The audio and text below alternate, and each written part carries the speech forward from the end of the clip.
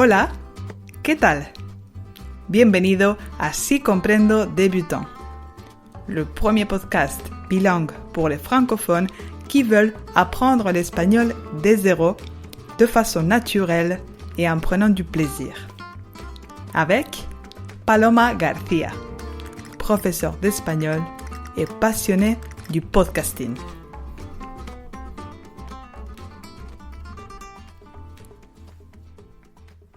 Hola Caracola, ¿qué tal estás? J'espère que tu vas bien. Espero que estés muy bien. Aujourd'hui, je dois t'avouer quelque chose. Je t'ai menti. Et le pire du tout, c'est qu'il y a beaucoup de professeurs d'espagnol qui t'ont aussi menti. Bon, ne t'inquiète pas, j'ai dit ça pour capter ton attention. Et maintenant que je t'ai réveillé, tu es prêt pour apprendre comment on utilise usted y ustedes en espagnol. Et oui, à la fin de l'épisode, tu sauras pourquoi je dis que la plupart des professeurs d'espagnol ne disent pas la vérité quant à l'usage de usted, ustedes. Mais avant de démarrer, je tiens à saluer notre nouveau membre Patreon qui a rejoint la communauté. Bienvenido Jacques-André. J'espère que tu pourras participer au prochain Café Fragnol du mois de mars. La communauté du groupe privé de Si Comprendo n'arrête pas non plus de grandir. Il y a un an, on devait être moins de 20 personnes. Et aujourd'hui, il y a plus de 200 membres, dont la plupart suivent Si Comprendo Débutant. J'en profite pour saluer Miguel La Roja, Dominique Paulet, Clara Narier ou encore Cindy Leclerc. En effet, je sais combien c'est compliqué de trouver des ressources adaptées aux débutants francophones quand on commence à s'intéresser à l'espagnol. C'est la raison qui m'anime à créer ce podcast pour vous. C'est aussi pour ça que je suis en train de créer de nouvelles formations en ligne spécialement pensées pour les personnes qui apprennent l'espagnol en autonomie, mais qui veulent être accompagnées sur une partie de leur chemin pour pratiquer l'oral et avancer plus vite. Le lancement est prévu pour la date de mon anniversaire, à savoir le 5 mars.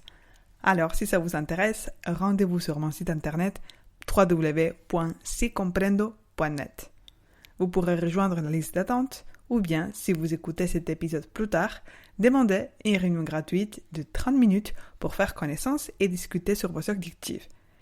J'essaierai de vous guider vers la meilleure solution pour vous. Et maintenant, attaquons le thème d'aujourd'hui. ¿Estás listo para descubrir cómo se utiliza usted y ustedes en español? Est-ce que tu es prêt pour découvrir comment on utilise usted y ustedes en espagnol? ¡Vamos allá!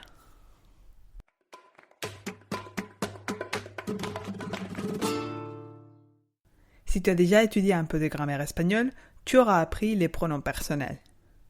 Yo, tú, él, ella o usted, nosotros o nosotras, vosotros o vosotras, ellos, ellas y ustedes. Tu auras donc compris que quand on veut vous voyer une seule personne, on dit usted. Et lorsqu'on vous voit plusieurs personnes, ça sera ustedes. En français, c'est un peu plus simple, pour une fois, car on n'utilise que vous. Du coup, quand on s'adresse à plusieurs personnes, on ne peut pas vraiment savoir si on nous tutoie ou si on nous vous voit. C'est le contexte, le ton et les formules de politesse qui nous les font comprendre. En espagnol, c'est un peu plus compliqué. Déjà, il faut que tu saches que le vouvoiement est moins répandu en Espagne que dans les pays francophones. Par exemple, en Espagne, on tutoie les professeurs et les collègues, et parfois même les chefs selon la boîte. On tutoie aussi toute personne qui travaille face au public, comme les serveurs, les administratifs ou les vendeurs. Par exemple, si tu vas dans un bar en Espagne, tu vas demander au serveur « ¿Me pones una copa de vino, por favor ?» Pour nous, ce n'est pas un manque de respect. Au contraire, on apprécie cette proximité avec les personnes qui nous entourent. La distance sociale nous met très mal à l'aise. Mais il y a juste 3 exceptions. Les personnes âgées, les hôtels et les réunions d'affaires. Si tu rencontres une personne de plus de 70 ans en Espagne, il faut que tu lui parles de usted, même si tu l'appelles par son prénom. Exemple. Hola, Carmen, ¿cómo está? On va aussi te parler des usted si tu es client d'un hôtel, et ça serait bien que tu fasses de même avec les réceptionnistes.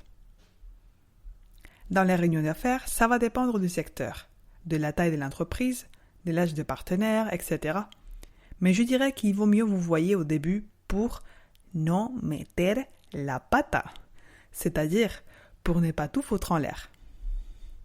Pour marquer le respect, on n'utilise pas beaucoup señor, monsieur, ou señora, madame, comme on fait dans les pays francophones. Pour nous, c'est un mot qui fait vieux. Je n'oublierai jamais la première fois qu'on m'appelait señora au lycée.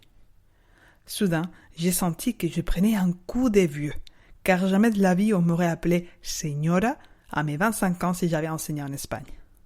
Certains élèves ont tendance aussi parfois à m'appeler señorita, mais c'est incorrect. Déjà, on n'appelle pas non plus mademoiselle aux jeunes enseignantes en France, alors je ne vois pas pourquoi on me dirait señorita en espagnol. C'est également la formule de politesse qu'on utilisait pour s'adresser aux jeunes filles non mariées dans une autre époque, donc c'est complètement démodé. Je crois que certains élèves pensent qu'il faut l'utiliser parce qu'ils l'entendent dans les chansons latino-américaines. Mais là, le mot señorita a presque une connotation sensuelle, donc à éviter absolument en cours. Enfin, il existe un autre mot pour s'adresser à une personne de manière respectueuse. Don ou doña. Quand j'étais au collège, on l'utilisait pour s'adresser aux professeurs de plus de 40 ans, et surtout pour des hommes. Don Manuel, Don Luis, Don Francisco. Mais ce qui était drôle, c'est qu'après on les tutoyait tout de même. Maintenant, ça ne s'utilise presque plus, mais c'est quelque chose que vous allez observer peut-être si vous lisez des livres en espagnol. Et pourquoi j'ai dit que je vous ai menti ? Eh bien, parce que la plupart des professeurs ont étudié et parlent l'espagnol d'Espagne. Dans cette variante de l'espagnol, si l'on veut tutoyer une personne, on dit « tú ». Et si l'on veut tutoyer plusieurs personnes, on dit « vosotros » ou « vosotras ». Mais malheureusement pour vous, l'espagnol d'Espagne est la variante minoritaire de l'espagnol. En Amérique latine, ils n'utilisent jamais le pronom « vosotros ». En l'occurrence, ils s'emploient « ustedes » pour tutoyer plusieurs personnes. Oh là là, Paloma, quel casse-tête! Mais on nous avait promis que l'espagnol était facile à apprendre. Je vous rassure tout de suite. Vous n'êtes pas obligé d'apprendre à vous exprimer dans toutes les variantes de l'espagnol, sinon vous n'avez pas fini. Si vous décidez d'apprendre à parler l'espagnol d'Espagne, privilégiez l'usage de vosotros. Au contraire, si vous apprenez l'espagnol pour partir en Amérique latine, il vaudra mieux apprendre à utiliser ustedes à la place. Voyons quelques exemples de traduction du français vers les deux variantes de l'espagnol. Comment allez-vous?